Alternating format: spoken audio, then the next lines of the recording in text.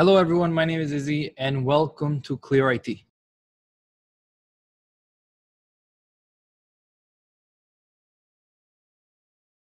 Today we're going to talk about the important components that are found in every computer today, be it a desktop, a laptop, a server, a phone. They're all using the same parts, and it's important for us to understand what each part does. This is going to be an overview. We're not going to go in depth. That we're going to do in some follow-up videos. So let's jump right in. The first part that we need to know about is called the CPU. The CPU, here you are, this is the CPU. This is, you can consider that the brain of the computer. Okay, CPU, also known as processor, it's the same thing. That's the brain of the computer. Okay, now the brain of the computer is responsible for math. It does calculations. The better the brain, the better your computer will be, and maybe the faster it will be depending on a number of factors. Okay, now certain tasks are more CPU intensive than others. In other words, certain things require a smarter brain or a faster brain than other tasks. Okay, so the first part we need to know, we need to understand is the CPU. The function of the CPU is the brain. It does all the math, it does all the calculations, it commands everybody else, all the other parts, tells it what to do. That's the CPU. Next component that we need to be familiar with is called RAM. Let's zoom that up a little bit. Okay, now RAM, also known as memory. You can think of that as the short-term memory of a computer. Okay, so in order for a task to be carried on a computer, you need that information to be loaded into the memory, and then it will be processed by the processor. Okay, that's RAM. Now, many people mix up the term memory, and they think that memory is where their data is stored long term. So somebody will say something like, oh, I think my computer is out of memory. I don't have enough space. I can't save any more pictures or videos. I'm out of memory. That's a mistake. For some reason, that's a common mistake I hear quite often. Okay, memory is short-term. Nothing is saved long-term in the memory. It is used to store information short-term so that it can be processed by the CPU. Think of it as your workbench, your work table. Okay, so you're trying to do something. You got to spread your tools out, spread your things out on the table. Now, the more RAM you have, that's like having a larger table, a larger workspace, the more you can do. Okay, as a quick example, let's say you're using Google Chrome and you want to open 100 tabs. You're going to be using a lot of RAM because you're doing a lot of things at once, a lot of things simultaneously. Again, these are sticks that are in the computer. We'll have a look at it shortly. And this is the short-term memory where we lay out our data so that it can be accessible, to be processed, to be used. RAM.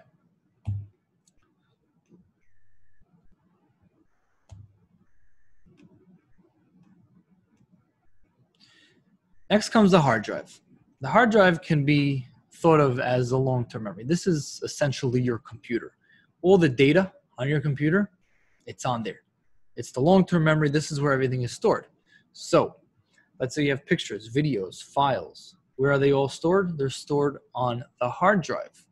Your operating system, when you turn on your computer, how does your operating system start? Files stored on your hard drive. So if you're holding your hard drive in your hand, you're essentially holding your computer in your hand. Okay? The hard drive is the entire computer where everything is stored.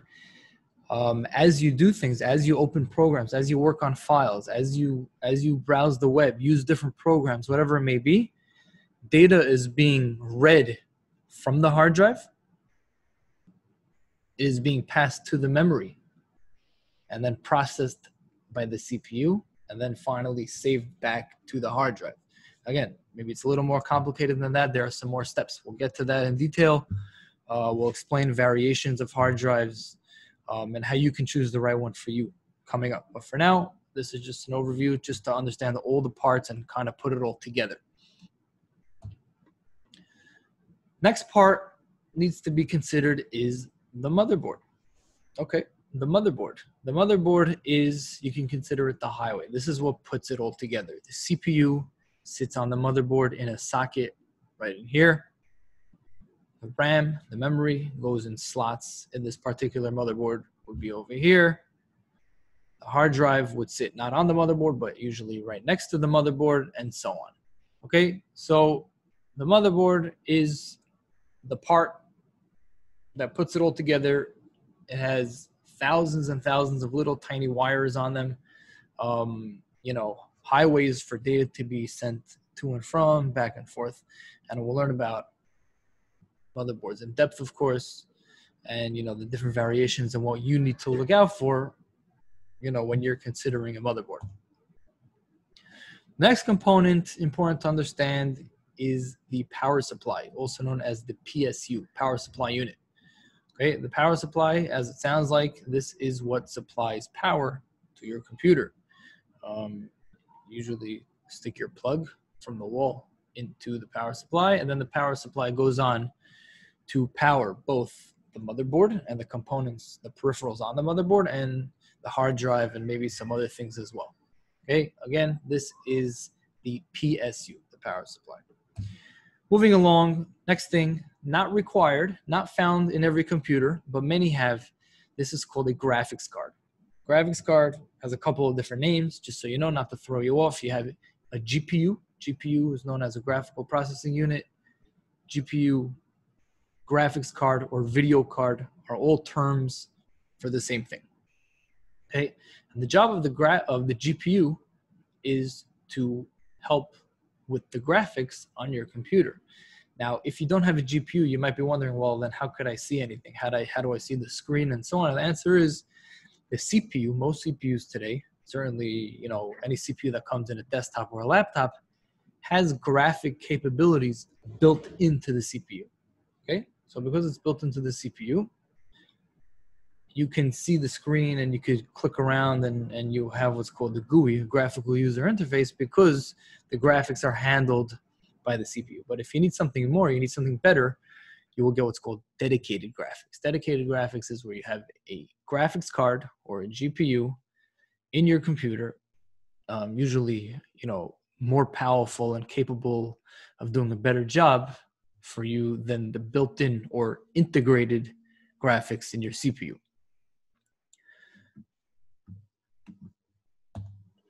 The next component is the network card.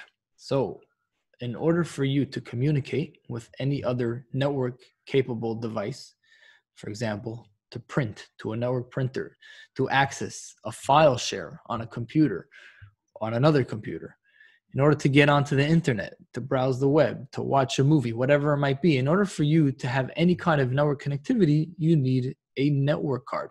This is often referred to as a NIC, N-I-C.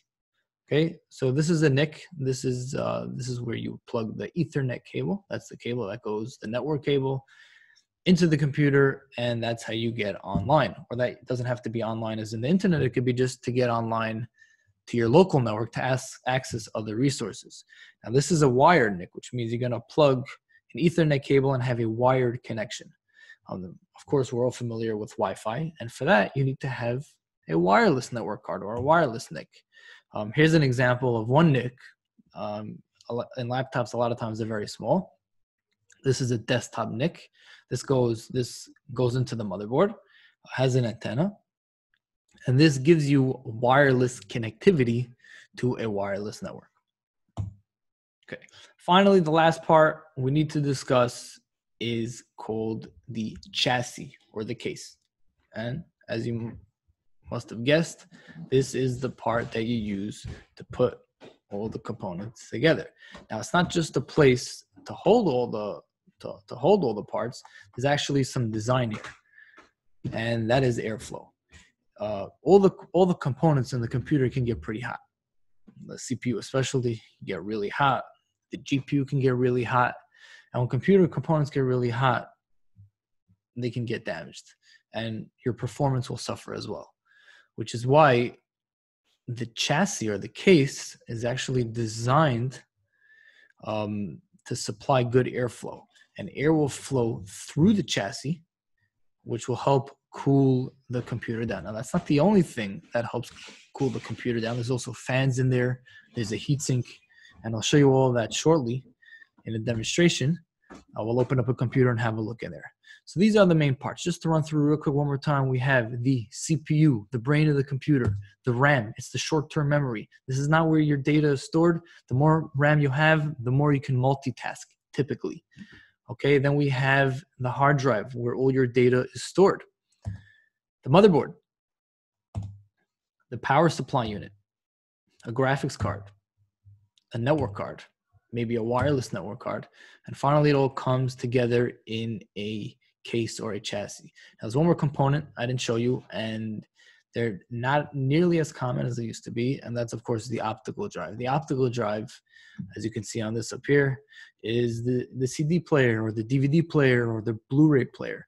And you know, we're seeing it less and less. We're seeing, you know, laptops, you know, most laptops don't come with, some do. Even the desktops, you know, many don't. But of course, that's for popping in a CD, DVD, and, you know, playing some media off of that.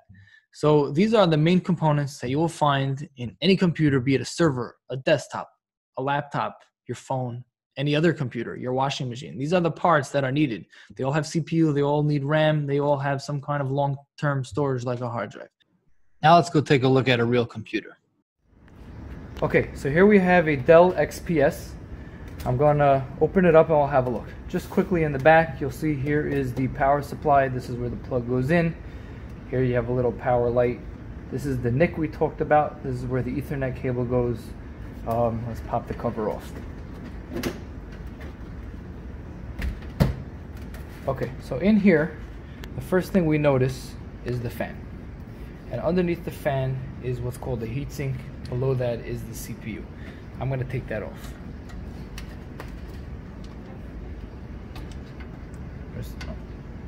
Disconnecting the fan.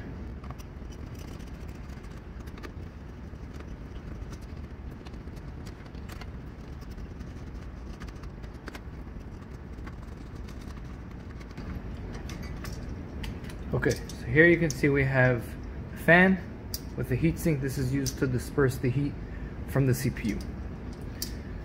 Down here at the bottom you can see some thermal paste. Thermal paste is placed on top of the CPU and the heatsink is placed on top just a little bit, and that helps the heat disperse from the CPU through the fins of the heatsink, and the fan carries the heat up and out. Okay, here we have what's known as a zero gravity socket. We're going to open that up and very carefully, here, this is our CPU. Again, a little bit of thermal paste there on the top. This is the bottom, and it only fits one way, so you can't put it in the wrong way, it wouldn't go. Now I'm going to close that back up.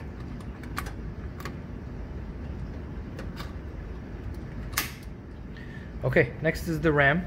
This is the memory we talked about. On this computer you can see there are 4 slots labeled 1, 2, 3, and 4. To remove the RAM, you release the tabs and the RAM slides right out. This is the stick of RAM. Okay, now the notch, you can see there's a little notch. It's not centered, it's off to the side, which means it'll only fit back in one way.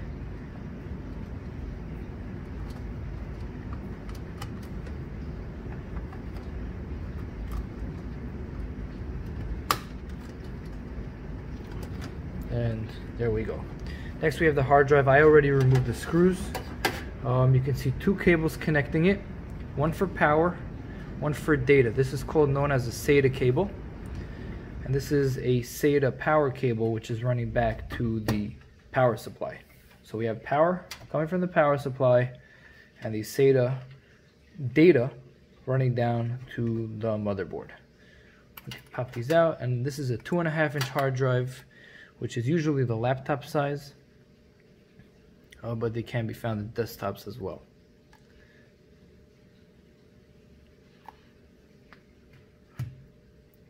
And finally, there's the power supply. As we mentioned earlier, it's screwed on the outside. You would remove these screws. It's coming in here. We have a 20-pin cable,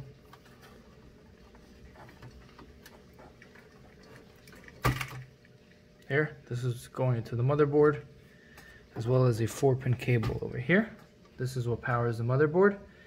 Then you have additional connections for the hard drive, for the DVD player, and so on.